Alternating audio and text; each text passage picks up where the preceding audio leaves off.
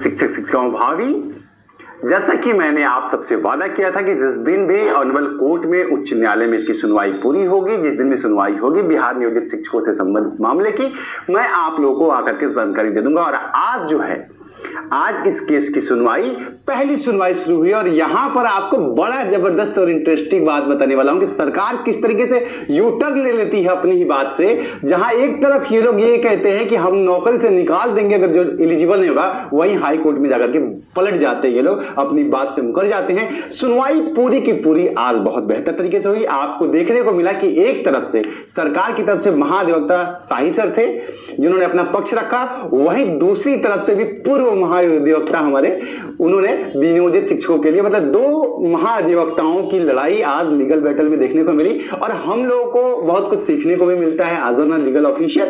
तो तमाम पहलुओं पर मैं आप लोगों से बात करूंगा। देखिए, मैं यहां पर आप लोगों को, लेकिन एक बात याद रखिए, मैं यहां पर आप लोगों को झूठी ना आशा देने वाला हूं और ना ही कोई फेक खबर दूंगा। मैं सिर्फ वही आपको बताऊंगा जो आज कोर्ट के अंदर। हाँ, कोर्ट में आज नियोजित शिक्षकों के पक्ष में काफी ज्यादा कोर्ट दिखी और यही कारण है कि आज जो है सरकार बैकफुट पे आ गई और उन्होंने जो है अपने बात को, अपने स्टेटमेंट को बदल दिया और उन्होंने कहा कि नहीं, हम ऐसा कुछ नहीं कर रहे हैं, हम किसी को निकालने रहे। तमाम पहलुओं पर बात करेंगे। यहां पर आज आपका जो केस था, केस नंबर मैं आपको बताता चलो कि केस नंबर था CWJC 2036/2024 केस नंबर था और इसकी आज सुनवाई हुई।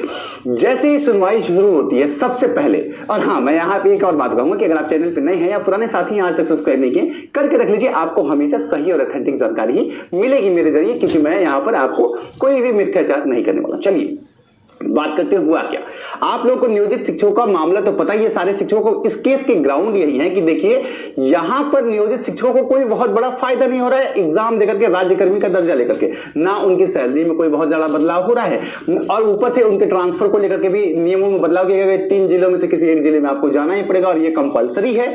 ऐच्छिक ट्रांसफर नहीं हो सकता है इसमें। और उसके बाद जो है, इन लोगों के साथ एक समान प्लेइंग फील्ड नहीं दिया जा रहा है। यह भी कहा गया था कि आपको TRE 1 और TRE 2 के बेस पर ही एग्जाम दिया जाएगा। मतलब ये ठीक ऐसा है जिसको कहा जाए कि किसी IAS ऑफिसर को या कोई IPS ऑफिसर को जिसने UPSC करा है, उसको 20 साल नौकरी के बाद कहा जाए कि एक बार फिर से आप UPSC क्रैक करिए और फिर आप अपनी योग्यता दिखाइए कि आप योग्य है कि नहीं है। मामला कुछ कुछ ऐसा ही है। या फिर किसी दरोगा जी को बिहार के 20 साल की नौकरी के बाद ये कहा जाए कि एक बार फिर से आप 5 मिनट में 100 मीटर दौड़ के आइए और उसके बाद से आप जो है अपना नौकरी लीजिए।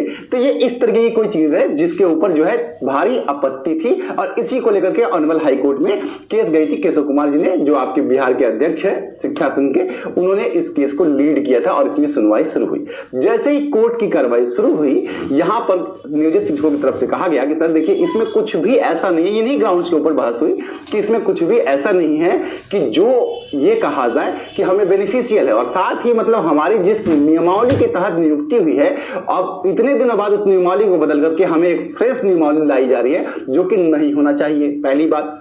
दूसरी बात यह है कि अगर हम एग्जाम पास नहीं करते हैं, जो कि पॉसिबिलिटी है कि अगर आप पास ना करें, हो सकता है ना पास करें, क्योंकि भाई 20 साल से आपकी पढ़ाई लिखाई खत्म हो गई, अब 1 से 5 के बच्चों को पढ़ा रहे हैं, सिर्फ पढ़ा रहे हैं, तो उस लेवल पे आपकी एजुकेशनल कोएफिशिएंट के साथ ही आप जनगणना की ड्यूटी की तमाम ड्यूटियां कर रहे हैं। ऐसे में एक एग्जाम के लिए कॉम्पिटिटिव माइंड हमारा नहीं है और इसमें अगर हम पास नहीं करें तो हमें नौकरी से निकाल दिया जाएगा। ये कहीं से भी सरकार के लिए उचित स्टेप नहीं है। इस पर सरकार की तरफ से जो पक्ष रखा गया, सरकार की तरफ से शाही सर ने जो है, पीके शाही सर ने जो अपनी तरफ से जवाब रखा, उन्होंने ये कहा, सीधा यू टर्न ले लिया और कहा कि हम किसी को निकाल ही नहीं रहे हैं, हम किसी को नौकरी से नहीं निकाल रहे हैं। ये गलत बात है।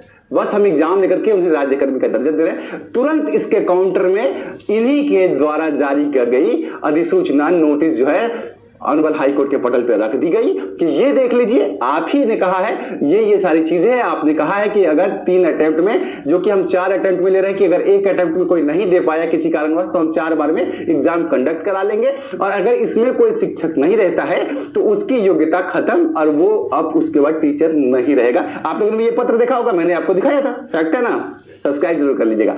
तो अब इस पर तुरंत सरकार ये कहती है कि देखिए ये जो है सरकार का फैसला नहीं है, ये तो सिर्फ कमेटी का सुझाव है और कमेटी का सुझाव दिया है, कमेटी ने सुझाव दिया है, इसको हम लोग लागू नहीं कर रहे हैं, अभी इसको अक्षरशः हम पालन नहीं करेंगे। अब इस पर यहां पर 2 कॉन्ट्रडिक्टरी बातें हैं। देखिए, ये एक तरीके से ऐसी चीज है ना कि पहले आपका मूड देख लिया जाए कि आप लोग किस तरीके से, अगर आप रिएक्ट कर रहे हैं तो ठीक है, नहीं तो फिर जैसे दो चाइना वाली पॉलिसी है, 4 कदम जमीन कब्जा कर लेंगे और 2 कदम छोड़ देंगे।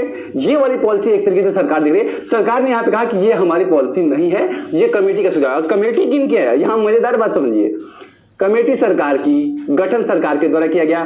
कमेटी की रिपोर्ट आती है वो भी इस तरीके से ही आती है, और इसके बाद इन्हें ये कह रहे हैं कि हम जो है किसी को निकाल नहीं रहे हैं। अब इसमें जो है ऑनरेबल कोर्ट ने कहा कि इस तरीके से नहीं होगा, आप प्रॉपर डॉक्यूमेंटेशन के साथ आइए, पूरी जानकारी के साथ आइए और पूरा एफिडेविट के साथ आइए कि आप लोग इस तरीके से कैसे कर रहे हैं, इस तरीके से नियमों में बदलाव कैसे कर रहे हैं। और इस पे सरकार ने, महाधिवक्ता शाही सर ने जो है अपने लिए वक्त मांगा है कि हमें वक्त दीजिए ताकि हम इसका ठीक से आपको जवाब दे पाएं। हम सरकार के द्वारा काउंटर फाइल करेंगे। यहां पे काउंटर एफिडेविट की मांग की हाई कोर्ट के द्वारा। अब यहां पर 2 इंटरेस्टिंग चीजें आज देखिए।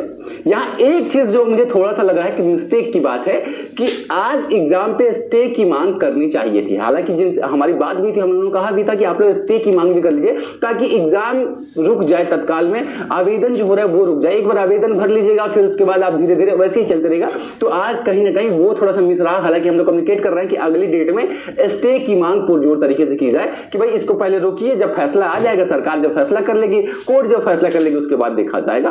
तो आज स्टे तो नहीं हो पाया, लेकिन सरकार यू टर्न ले लिया और इसी वजह से आज स्टे नहीं हो पाया, क्योंकि सरकार ने कहा हम किसी को नौकरी से निकाल ही नहीं रहे। और यहां आज जो मुद्दा गर्म था, बड़ा था, वो यही था कि आप नौकरी से निकाल दीजिएगा अगर एग्जाम पास नहीं होते हैं अभ्यर्थी, और इस पे सरकार बदल जाती है। उन्होंने कहा कि हम किसी को नहीं निकालना है। अब इसमें जो है, अब फाइनल सरकार के शिक्षा विभाग के जरिए जो रिपोर्ट आएगी, ऑनरेबल कोर्ट उसको देखेगा, पढ़ेगा, समझेगा और उसके बाद इस पर निर्णय लेगा। फिलहाल के लिए सरकार का ये स्टैंड है कि जो नौकरी से निकालने की बात की जाती है, कोर्ट के अंदर वो पलटते हुए कह रहे हैं कि हम किसी को नौकरी से नहीं निकाल रहे हैं। ये सिर्फ एक कमेटी की अनुसूची है, उसकी ऐसी कमेटियों की रिपोर्ट आती रहती है, हम उसको देखेंगे और हम उसे लागू नहीं करेंगे। फिलहाल के लिए यही जानकारी है। उम्मीद करता हूं आपको कोर्ट की सारी जानकारी, सारी प्रोसीजरिंग मिल गई होगी आज, और उम्मीद कीजिए कि आप लोगों के लिए कुछ ना कुछ बेहतर ऑनरेबल कोर्ट में होगा, क्योंकि ये गैर कानूनी है, गैर संवैधानिक है, इस तरीके से नहीं किया जा सकता है। अब बाकी अगली सुनवाई का इंतजार कीजिए, चैनल पर बने रहिए। मिलता हूं, तब तक के लिए प्रणाम। तो दोस्तों, आपने स्पष्ट रूप से सुना, यहाँ पे ये थे एडवोकेट अमित पांडे, जो बिल्कुल सही और सटीक जानकारी जो है हम तक पहुँचाते हैं। अभी मामला काफ़ी ज़्यादा गंभीर है नियोजित शिक्षकों का सक्षमता परीक्षा को लेकर, और ऑनरेबल पटना हाई कोर्ट में जो सुनवाई है वो भी पूरी कर दी गई है और केस ऑर्डर आ गया है। आपको मैं नेक्स्ट वीडियो में दिखा दूंगा कि भाई केस ऑर्डर क्या आया हुआ है। तो स्पष्ट रूप से देखिए, इनका कहना है कि भाई जो भी शिक्षक है जो 20 वर्षों तक काम कर चुके हैं विद्यालयों में, उन शिक्षकों को अगर फिर से परीक्षा दी जाएगी तो समस्या हो सकती है। क्यों समस्या हो सकती है भाई? क्योंकि जो छोटे बच्चों को विद्यालयों में पढ़ा रहे हैं और जिनका माइंड कॉम्पिटिटिव नेचर का नहीं है, वो कैसे परीक्षा को पास करेंगे। तो बस इतनी ही अपडेट थी इस वीडियो में, इतना ही। धन्यवाद दोस्तों। जय हिंद, जय भारत।